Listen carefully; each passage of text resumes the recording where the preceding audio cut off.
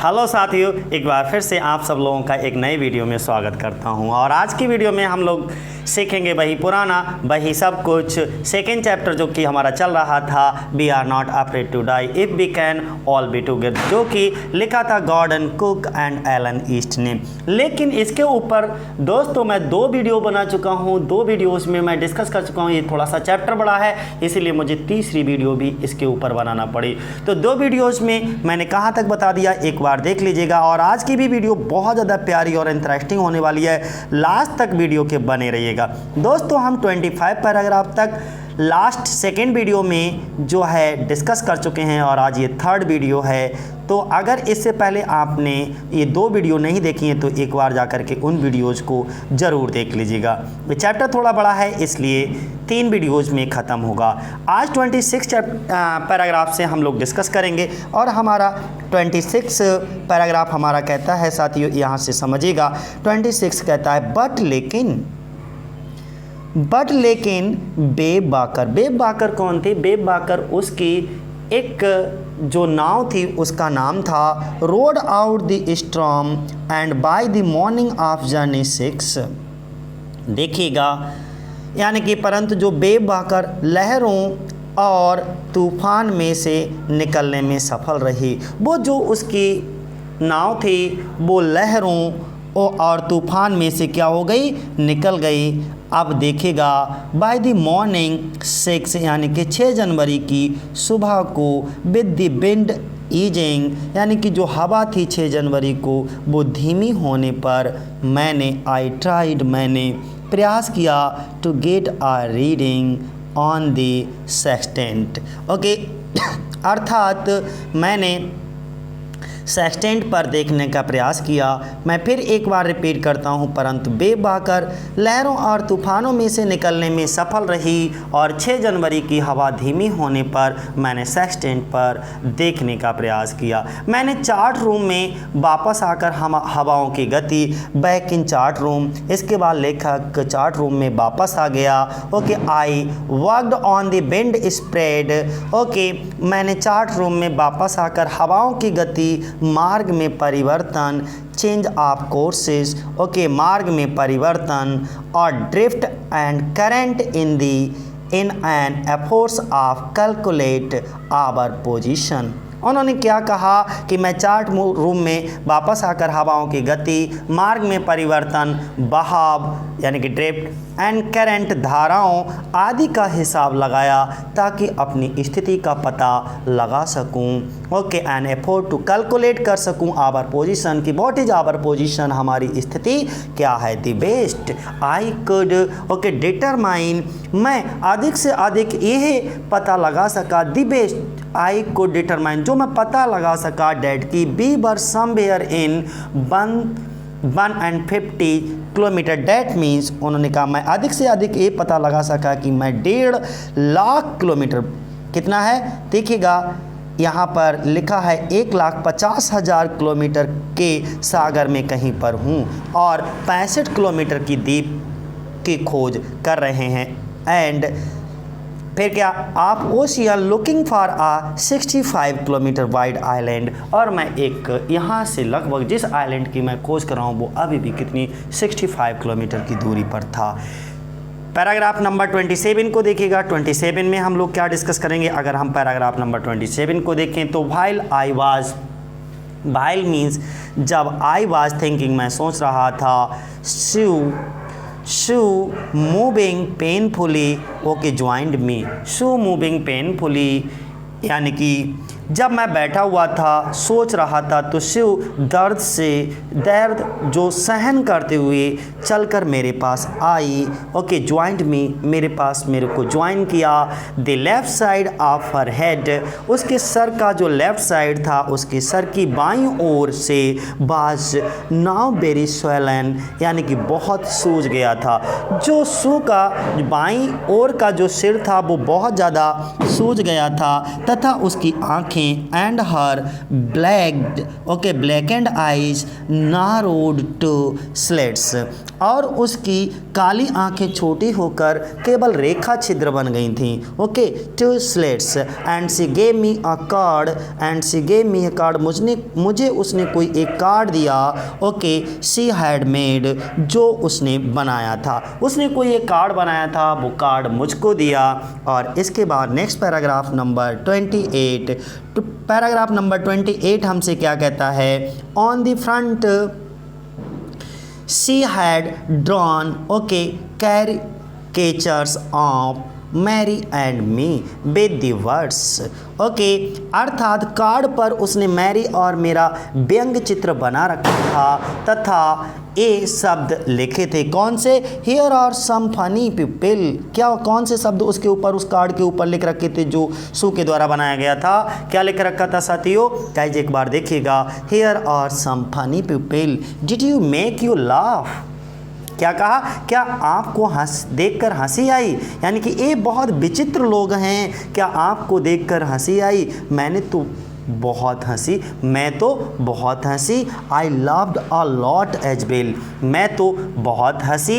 Inside was a message, inside was a message, okay, oh how I love you both, so this card is to say thank you and let's hope for the best, somehow we had to make it।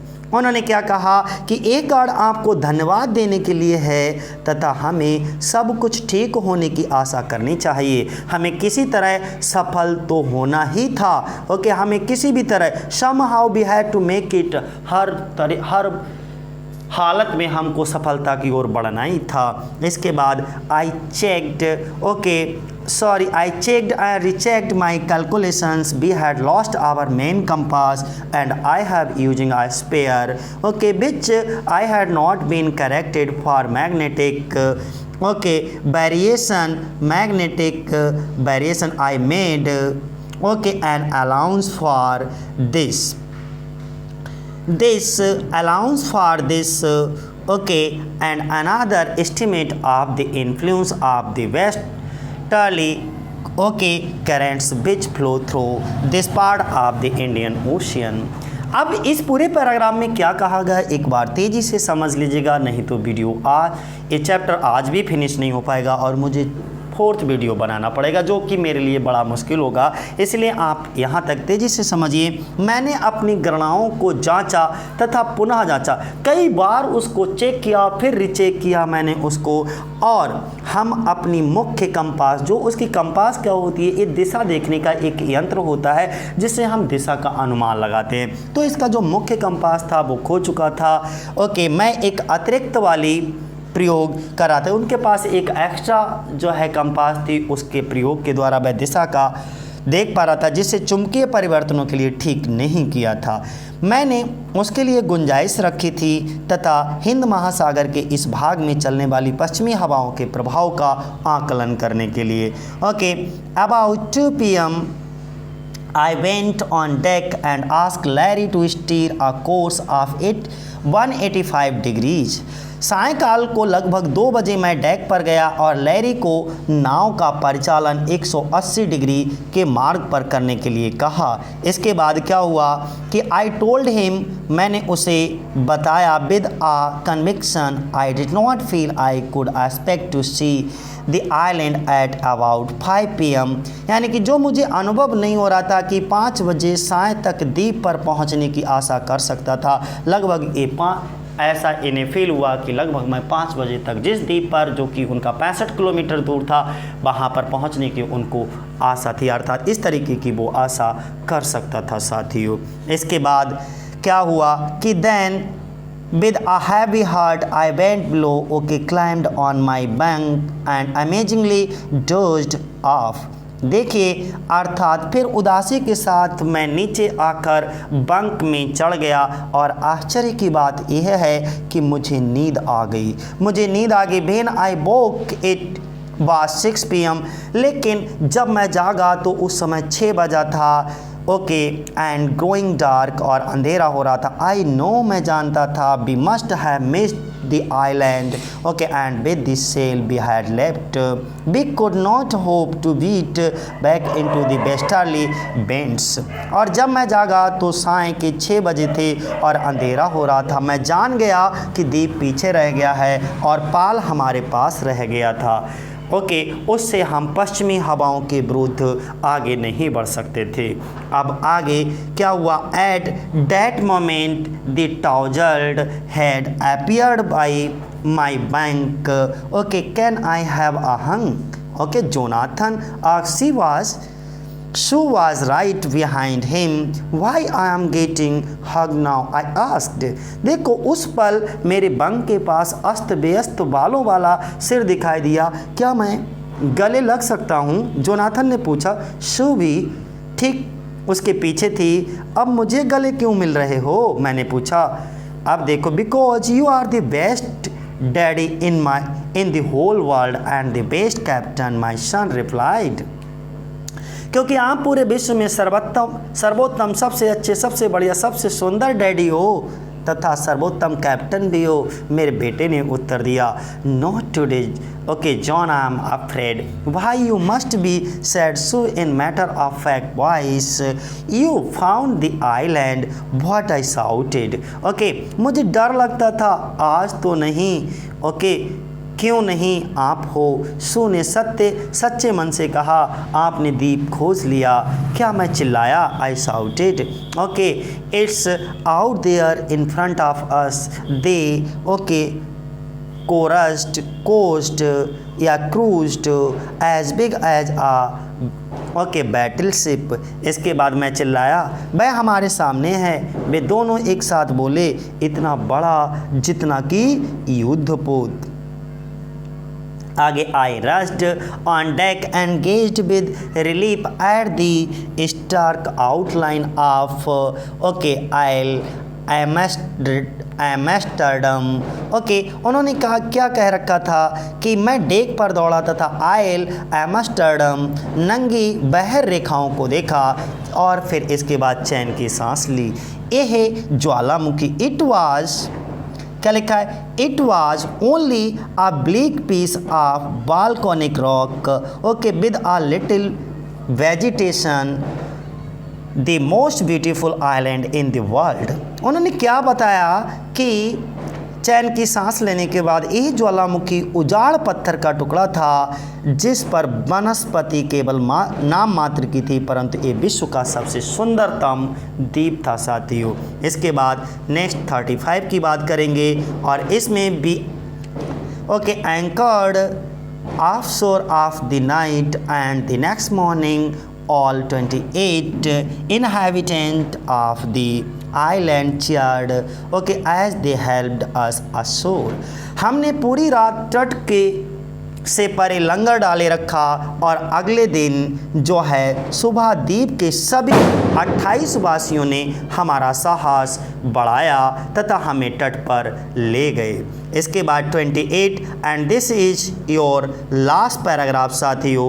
With the under my feet again my thoughts were full of lairy and havoc, cheerful and optimistic under the okay direst stress of Mary who stayed at the wheel of all those okay crucial hour. Most of all I thought of a 7-year-old girl who did not want us to worry about the head injury, okay, next, which subsequently took 6 minor operations to remove a recurring okay blood clot between skin and skull, and of a 6-year-old boy who was not afraid to die। फिर से boom पर खड़े होने के बाद मैं सोचने लगा लैरी तथा हैवी के बारे में, जो अति भयंकर समय में भी प्रसन्न और आशावादी रहे थे। मैरी के बारे में जो संकट के समय चालन पहिए पर बैठी रही थी, और उन सब से अधिक मेरे मन में उस 8 वर्षीय लड़की के विषय में विचार आया जो हमें अपने सिर की चोट के बारे में परेशान करना नहीं चाहती थी।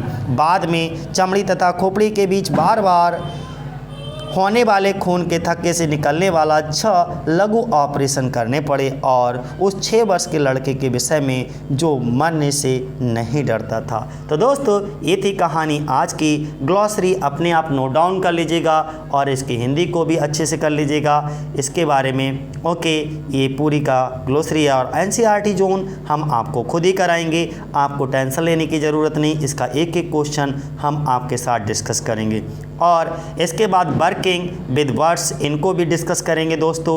अगली वीडियो में ये सब का सलूशन आपको मिलेगा, थिंग्स टू डू, और ये सब चीज़ें आपको A to Z बेहतरीन तरीके से आपको करवाई जाएंगे। इसके बाद जो एग्ज़ाम क्वेश्चन होंगे वो कुछ इस तरीके के होंगे और उनके बारे में भी मैं बेहतरीन तरीके से आपके साथ डिस्कस करूँगा।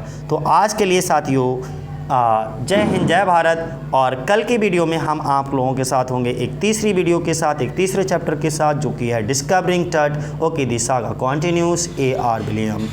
तो दोस्तों जय हिंद, जय भारत।